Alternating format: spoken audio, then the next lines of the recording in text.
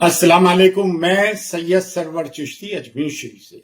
अफसोस की बात है और हैरत की बात है, इज्जत हमारी तार तार हुई है। घर बुलडोज हो रहे हैं, मॉब लिंचिंग हो रही है, मस्जिद शहीद की जा रही है, मदारिस शहीद किए जा रहे हैं, दरगाहें शहीद की जा रही हैं, खानकाहें शहीद की जा रही हैं।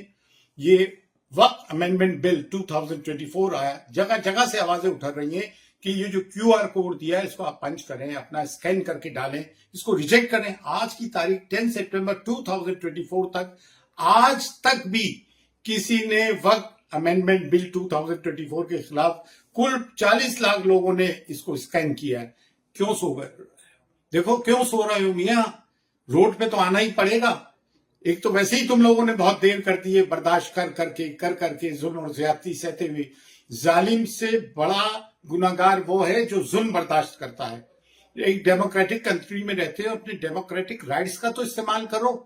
आप क्यों नहीं कर रहे? एक बात और कहना चाहता हूं मैं आज अपने दिल की, जो मैं कई बार कह चुका हूं, किसी को तो अपना लीडर तस्लीम करो मियां।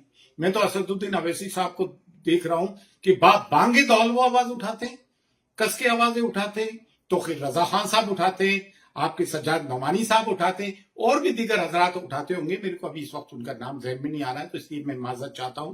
आप लोग भी उठाते हैं, लेकिन सब में बड़ी आवाज आज पार्लियामेंट में मुसलमानों की कोई है तो असदुद्दीन अवैसी साहब की है, मौलाना। लेकिन आपको उन लोगों से, सच्चे कायद से मुसलमानों को हमेशा बदगुमानी रहती है। ये मौलाना अबुल कलाम आजाद कह के गए थे, और 1400 साल की तारीख भी है हमारी।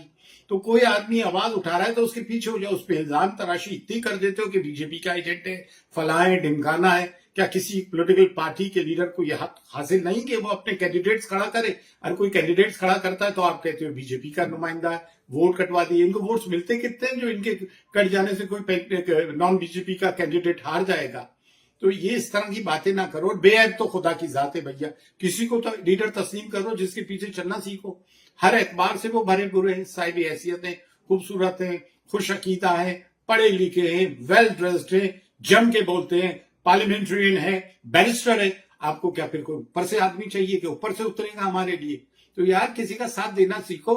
और सोए हुए हो, अफसोस की बात है आज भी नहीं जाग रहा हो, तकलीफ होती है। हमने तो प्रेस कॉन्फ्रेंस करके बाज़ाब्ता ख्वाजा मोइनुद्दीन चिश्ती रहमतुल्लाह अलैह की दरगाह से हम अंजुमन सैयद आज़ाद खुद्दाम ख्वाजा, जो जमी खुद्दाम ख्वाजा की नुमाया जमात ने इस एक्ट का विरोध किया है, इसकी मुखालिफत की है, इसको कंडेम किया है, इसको रिजेक्ट किया है, आप लोग भी रिजेक्ट करें। देखिए अव्वल आखिर तो रोड पे आना ही है। क्या अब भी तुम, क्या इतना बेइज्जत होने के बाद भी आप में बेदारी नहीं आ रही है?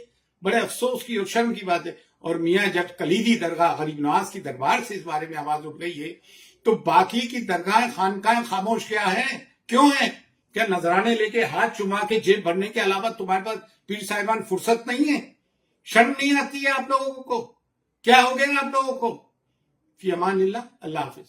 कमेटी के सचिव सरवर चिश्ती द्वारा फिर देश का सांप्रदायिक सद्भाव बिगाड़ने का कुत्सित षड्यंत्र और प्रयास किया है। पूर्व में भी वो कभी सिमी के जो आतंकवादी संगठन है, प्रतिबंधित संगठन है, उसके लोगों के साथ मीटिंग्स करते हैं, उनको अजमेर बुलाते हैं, तो कभी सर तन से जुदा नारा लगाने वालों के साथ में जाकर खड़े होते हैं, कभी भारत मेरे टुकड़े होंगे नारे लगाने वालों का समर्थन करते हैं, तो कभी इस देश को मिट्टी में मिला देने का सपना देखते हैं, और कभी उनका बेटा, हमारे जो आराध्य देव है, हमारे जो आस्था के प्रतीक है, उनको काल्पनिक बनाते नजर आते हैं। उनके द्वारा बार बार इस देश के प्रधानमंत्री नरेंद्र मोदी जी को लेकर भी टीका टिप्पणी की जाती है, उन पर भी छितालेदार की जाती है। और हाल ही में वक्फ संशोधन अधिनियम है, उसको लेकर जिस प्रकार से उन्होंने मुसलमानों को भड़काने का काम किया है, देश के हिंदू और मुसलमानों के बीच में दरार पैदा करने का काम किया है, और जिस प्रकार की उन्होंने भाषा है, वो भाषा देश का सांप्रदायिक सौहार्द बिगाड़ने वाली है। मैं आग्रह करूंगा केंद्र सरकार से भी और राज्य सरकार से भी, उनकी इस भाषा पे लगाम लगाने के लिए उनके खिलाफ कड़ी कार्रवाई करें।